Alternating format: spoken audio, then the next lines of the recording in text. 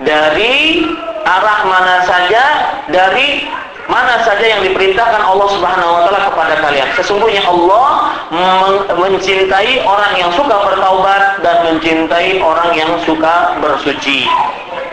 Para ikhwah yang dirahmati oleh Allah Subhanahu wa taala, kalau terjadi juga seorang suami menyetubuhi istrinya di kemaluan istrinya dan istrinya dari dalam keadaan haid, maka dia harus membayar 1 dinar atau setengah dinar. Hadis riwayat Imam Abu Daud dan yang lainnya.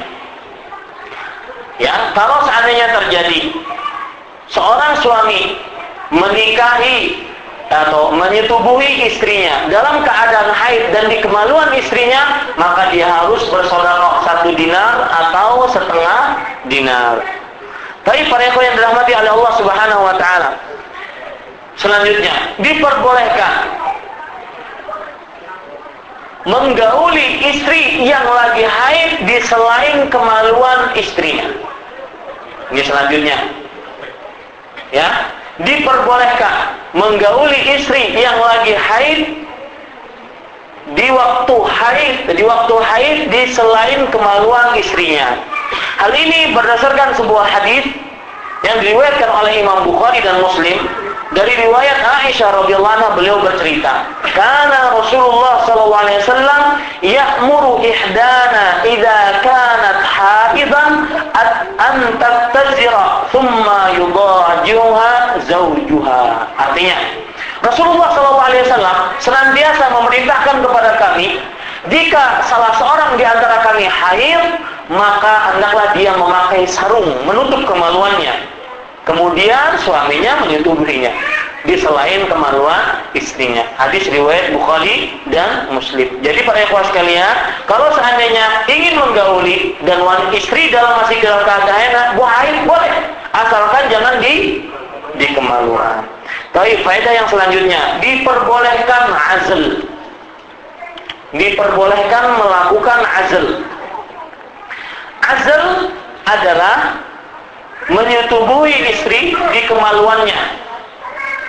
Akan tetapi ketika lagi orgasme, maka dikeluarkan di luar kemaluan. Itu disebut dengan apa? Azl. Ya, diperbolehkan. Mungkin kita hendak mengatur kelahiran anak kita. Masa anak kita baru 2 bulan, istrinya dihamil lagi. Ya, anak kita baru sebulan, belum apa-apa, istrinya dihamil lagi. Kan bingung nantinya. Nah, ini yang perlu diatur.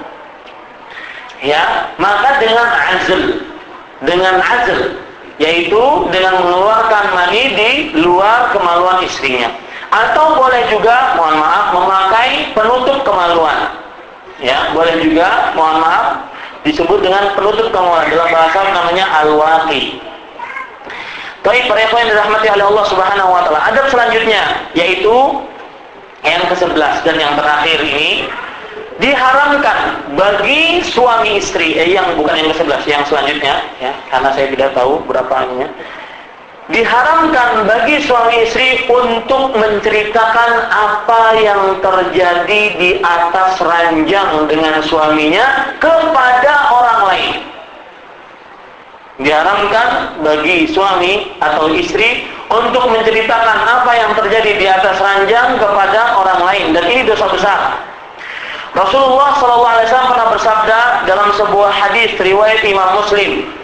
Rasul bersabda sallallahu alaihi wasallam, "Inna min syarrin nasi manzilatan 'inda Allah yaumal qiyamah ar-rajulu yufdi ila imra'atihi wa tufdi ilaihi thumma yanshuru sirraha." Artinya, sesungguhnya termasuk orang yang paling buruk pada hari kiamat di sisi Allah adalah seorang suami menggauli istrinya dan istri melayani suaminya. Kemudian dia menceritakan rahasia istrinya kepada orang lain. Ini termasuk dosa besar. Hadis riwayat Imam Muslim. Ini para ikhwan sekalian dirahmati oleh Allah Subhanahu wa taala, adab-adab demikian Apa yang baik itu hanya dari Allah Subhanahu wa taala. Insyaallah kita sambung nanti karena ini masih banyak permasalahan-permasalahan yang belum dijawab, seperti misalkan masalah masturbasi, kemudian misalkan masalah yang lain-lain yang sering ditanyakan oleh para ikhwah. Maka mudah-mudahan ini termasuk ilmu yang bermanfaat. Apa yang baik itu hanya dari Allah Subhanahu wa taala, apa yang buruk itu dari kami pribadi manusia biasa. Wassallallahu ala nabiyina Muhammad. Wassalamualaikum warahmatullahi wabarakatuh.